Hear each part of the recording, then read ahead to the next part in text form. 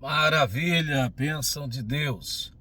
Eu vou ler dois textos e esses dois textos, eles não contrapõem-se, mas eles complementam-se e são textos autoexplicativos. Detalhezinhos de quem ama a Bíblia, a palavra de Deus. Atos dos Apóstolos, capítulo 9, trata da conversão do maior bandeirante do cristianismo, da pessoa mais importante do cristianismo, obviamente, depois de Jesus, o apóstolo Paulo, quando ainda nominadamente conhecido como Saulo. Atos capítulo 9, verso de número 1. E Saulo, respirando. Reverendo Hernandes Dias Lopes fala algo muito extraordinário, citando William Barclay, sobre essa expressão respirando. Ele faz o comparativo a um animal bufando de ira, respirando. Ainda há ameaças e mortes. Isso é muito pesado, gente. Não é ameaças de mortes. A ameaça de morte é ameaçar que vai matar.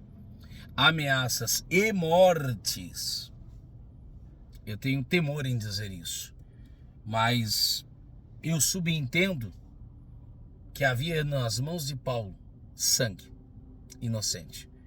Se não os matou com as próprias mãos, mas talvez o tenha feito com os próprios punhos.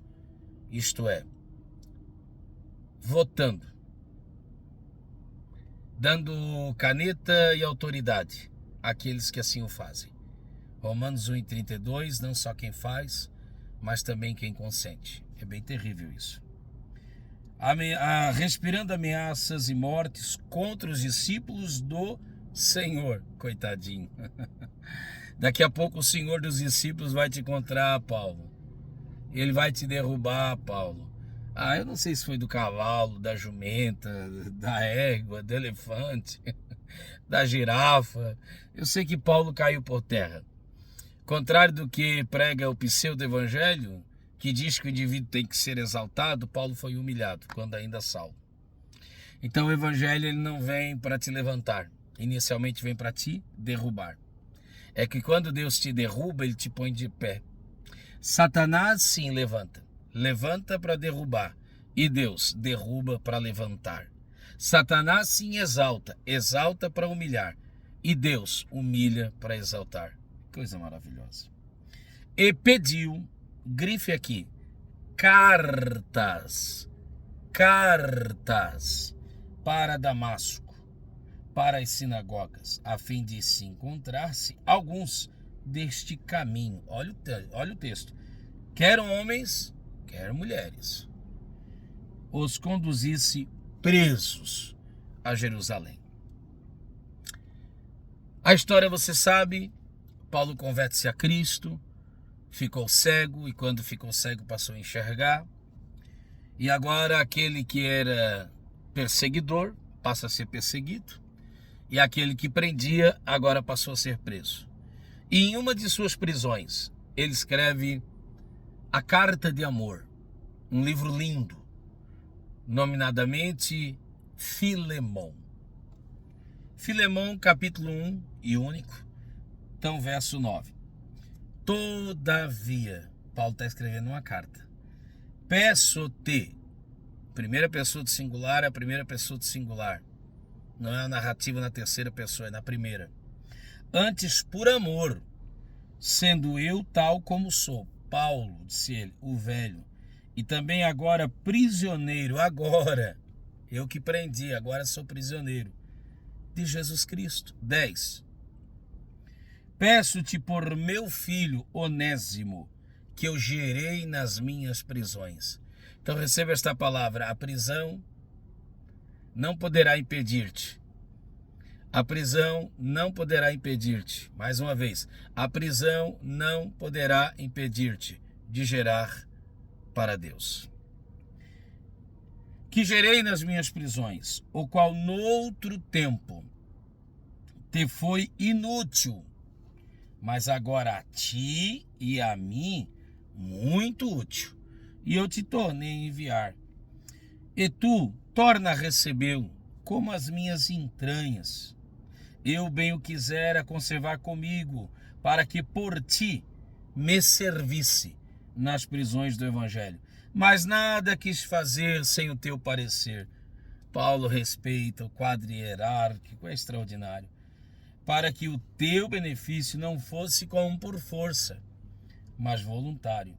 Porque bem pode ser que ele se tenha separado de ti por algum tempo, para que o retivesse para sempre. Não seja como servo, antes, mais do que servo, como irmão amado, particularmente de mim, e quanto mais de ti, assim na carne como no Senhor. Assim, pois, se me tens por companheiro, recebe-o, como recebesse a mim mesmo. Esse Paulo é extraordinário, né?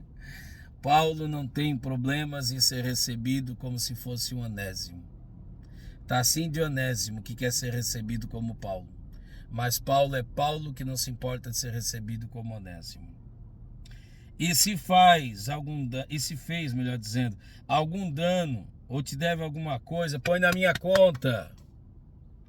E eu, Paulo, de minha própria mão o escrevi. Eu pagarei, para te não dizer que ainda mesmo a ti próprio, a mim, te deves. A ideia é muito simplória. Atos 9 fala de um Saulo, não converso, que gostava de uma carta. Mas gostava de uma carta. Aí Deus pega o Paulo que gostava de uma carta e faz desse Paulo o homem que mais escreveu cartas. As cartas paulinas. Metade do Novo Testamento, escrito pelos seus próprios punhos. Maior bandeirante do cristianismo, maior doutrinador teológico, maior baluarte de nossa fé. Obviamente, a maior pessoa do cristianismo depois da pessoa maravilhosa do próprio Cristo. Conseguiu entender? Aquele que pegava cartas para matar, agora envia cartas para dar vida.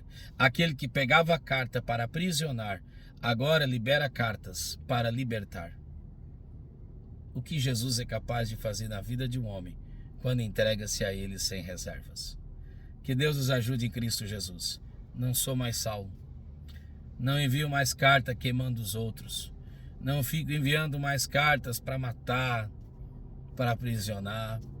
Sou Paulo, converso a Cristo. Se for de falar de alguém, vou falar para a vida. Se for de estender a mão, não para aprisionar, bater, surrar, machucar ou ferir, mas para curar, sarar e libertar. Que Deus os ajude e nos dê tamanha compreensão para a glória de seu nome. Amém.